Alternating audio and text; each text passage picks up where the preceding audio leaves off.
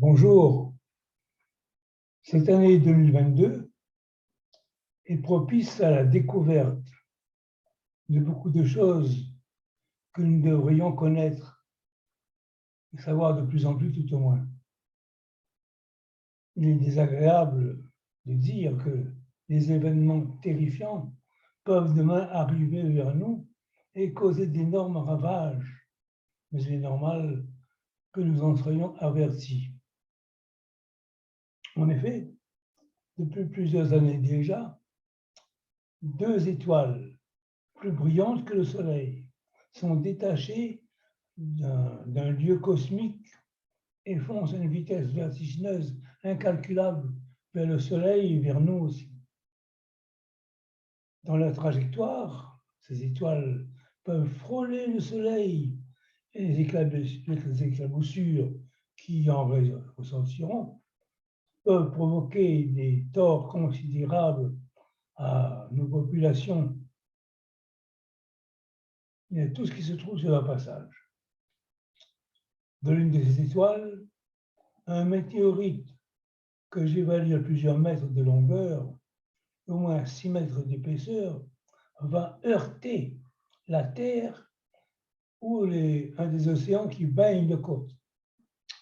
Le danger réside dans le fait que ce météorite est constitué de magnétite, d'or en petite quantité, mais hélas aussi de boules de la grosseur du poing constituées de particules d'uranium radioactif.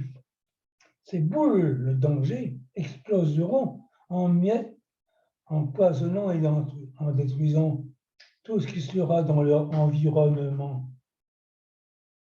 Je ne vois pas totalement tous les effets que provoqueront ces boulettes radioactives, mais il y a danger pour les populations humaines, les populations d'animaux et des poissons aussi, si jamais ça tombait dans les océans. Enfin, tout serait affecté, tout serait détruit dans des conséquences épouvantables.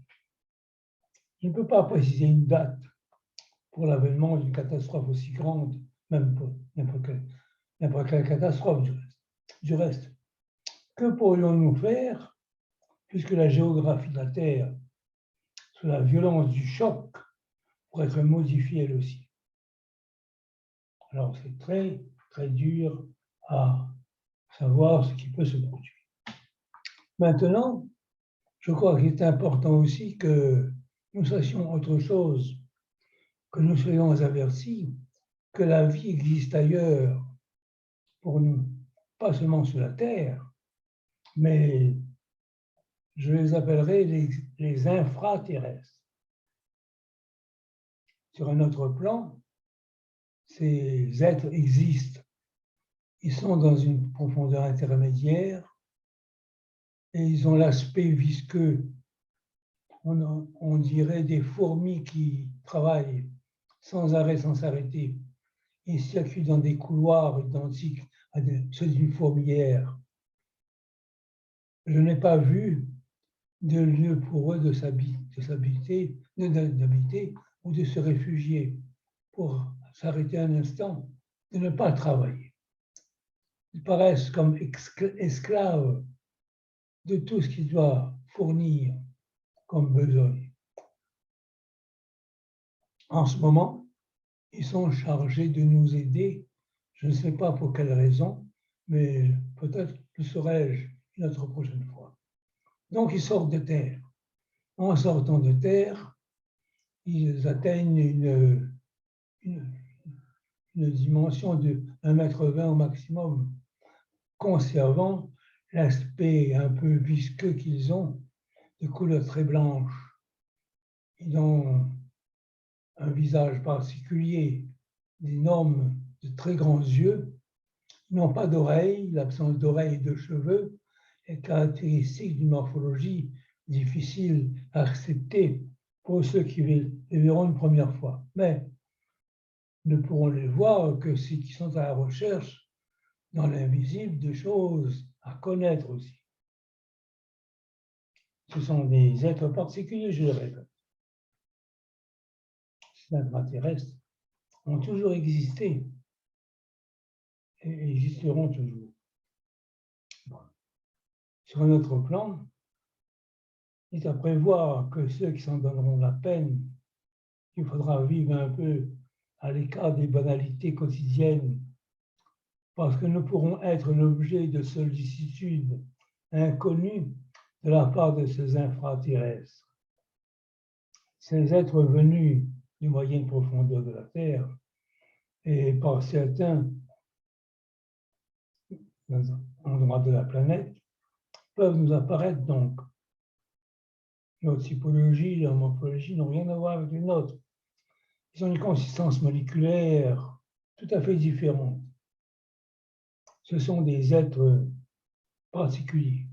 Acceptons-les comme étant deux amis, puisqu'ils viendront nous enseigner et nous aider.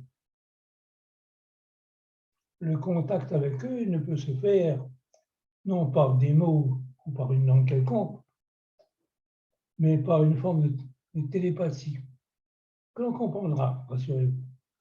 N'ayons pas au fond de nous l'appréhension quelconque à les voir apparaître. Ils viennent dans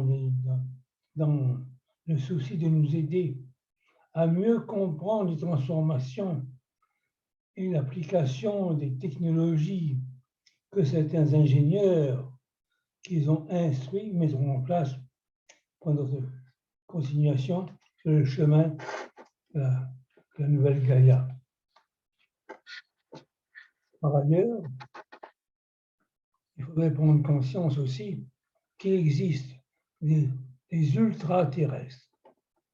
Cela trouve vie et activité dans un autre plan d'existence plus éloigné de la surface de la Terre et que leur aide nous parvient d'une manière différente, nous parviendra aussi. Ces êtres particuliers apportent des objectifs qu'ils veulent transmettre aux humains, mais aussi à des humanoïdes situés dans un espace-temps différent du nôtre par leurs vibrations puissantes qu'ils émettent.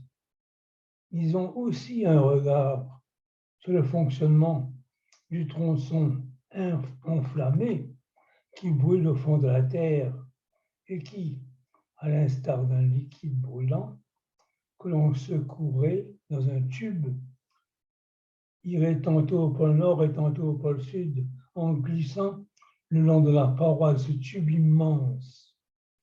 Je ne connais pas la qualité du métal qui pourrait supporter une chaleur aussi ardente, mais il doit être constitué plus solide que une constitution plus solide que celle du tungstène. Mais il m'est avis qu'il doit s'agir d'un alliage inconnu de nous, humains, encore très arriéré par rapport à tout ce qui existe ailleurs. La prochaine vidéo, je vous évoquerai les extraterrestres. Qui sont-ils réellement? On en parle beaucoup, mais je vous donnerai des précisions absolues sur tout cela. En attendant, croyez-moi, passez une bonne journée.